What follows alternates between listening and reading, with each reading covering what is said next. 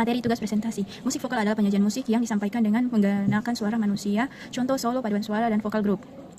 Musik instrumen adalah penyajian musik yang disampaikan dengan menggunakan alat musik, contoh marching band, kolintang, dan band.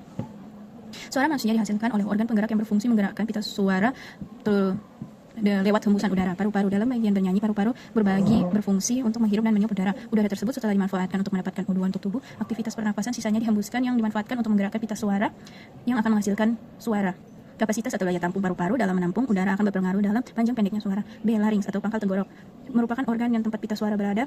Dari luar, larynx dapat dilihat di dekat jakun. C. Pharynx, batang tenggorok. Organ ini yang menghubungkan larynx dan rongga mulut dan rongga hidung. D. Diafragma, sekat rongga dada. Diafragma adalah otot besar yang melintang di antara rongga dada dan rongga perut. Dalam kaitannya dengan teknik bernyanyi, diafragma sangat bermanfaat dalam memperbesar kapasitas paru-paru.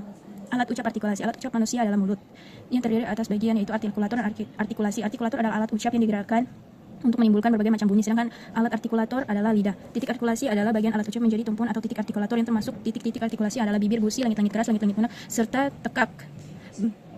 Penempatan artikulator pada titik artikulasi yang tepat menghasilkan kejelasan lafal dalam bernyanyi karena dalam bernyanyi yang diucapkan bukan hanya nadanya tetapi liriknya. Resonator adalah organ tubuh yang berfungsi memantulkan getaran suara yang ditimbulkan pita suara. Pantulan ini di dalam rongga organ resonator ini akan semakin menguatkan suara yang termasuk organ resonator adalah rongga mulut, rongga dada, dan rongga hidung. Jenis-jenis interval prime 0, second kecil setengah, second besar 1, terts kecil 1,5, terts besar 2, quart murni 2,5, quart lebih 3, quint murni 3,5, quint kurang 3, sek kecil 4, sek besar 4,5, septim kecil 5, septim besar 5,5. Jenis interval mayor, second besar, terts besar, sek besar, dan septim besar.